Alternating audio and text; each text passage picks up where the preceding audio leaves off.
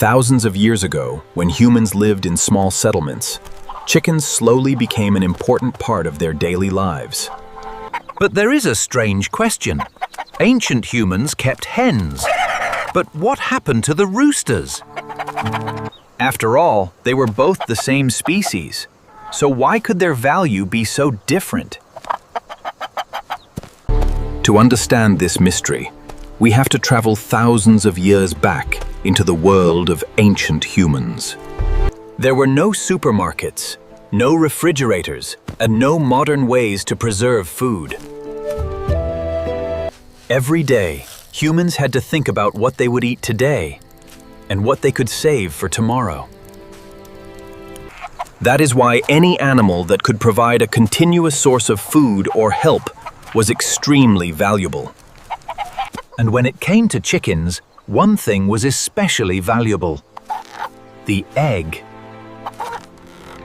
A hen could stay alive and keep producing eggs again and again, providing food over a long period of time. But a rooster could not lay eggs, and this is where the real story begins.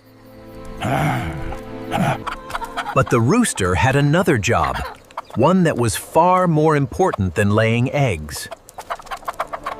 The rooster was essential for reproduction. Without a rooster, hens could still lay eggs, but those eggs would not produce chicks.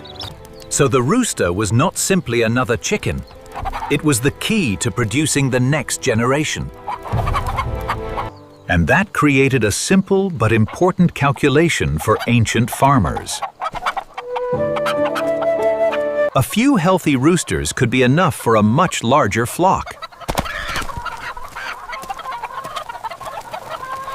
That meant every extra rooster had to be judged carefully. Was this rooster healthy enough to breed?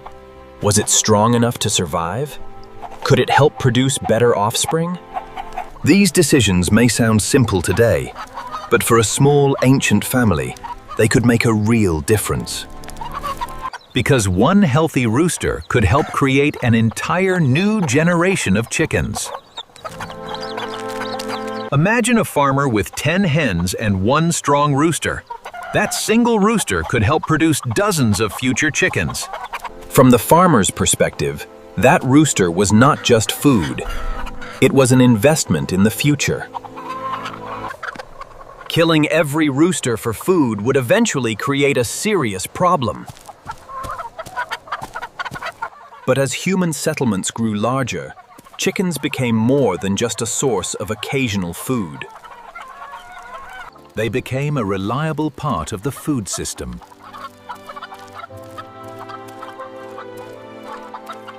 Eggs could be collected regularly, while chickens could also provide meat when needed. But there was still one important question. What should happen to the extra roosters? If a farmer had too many roosters, keeping all of them alive could waste valuable food and space.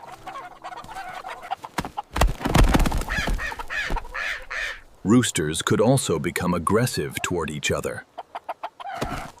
So farmers had to maintain a balance. Enough roosters for reproduction, but not too many. This basic calculation is surprisingly similar to how modern poultry farming works today. Soon there would be fewer fertilized eggs, and eventually fewer chicks. And without chicks, the flock could slowly disappear. This is why ancient farmers carefully selected which roosters would stay alive. They usually kept the strongest, healthiest, and most successful birds. Over generations, this process slowly changed chickens themselves. Humans unknowingly became chicken breeders, shaping future generations through selection.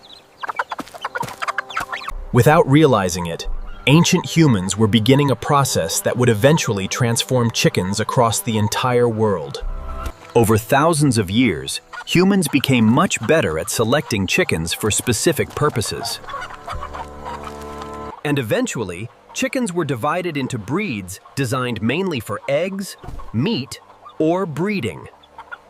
But this is where the story takes an unexpected turn. Modern chicken farming created a problem that ancient farmers never had to face on the same scale. Today, chickens are often bred for very specific purposes. Some breeds are extremely efficient at producing eggs.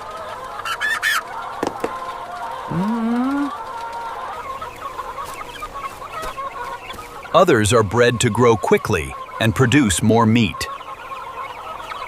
And then there are the males born from egg-laying breeds. These male chicks cannot lay eggs, and unlike meat breeds, they may not grow as efficiently for meat production. That created a difficult problem for the modern poultry industry. For decades, the traditional solution was to remove male chicks from the egg production system very early in life. But this practice raised an important ethical question. If humans created this system, should humans also find a better solution? But science has started teaching her a different answer, one that could change how we produce chickens in the future. One promising idea is to determine the sex of a chicken embryo. If scientists can identify male embryos early enough, they may be able to prevent them from entering the conventional egg production process. Why did ancient humans eat male chickens while keeping females alive? The answer was not that male chickens were useless. This technology is still developing, but the goal is simple: reduce waste and create a more humane system. And this brings us back to the strange question we started with.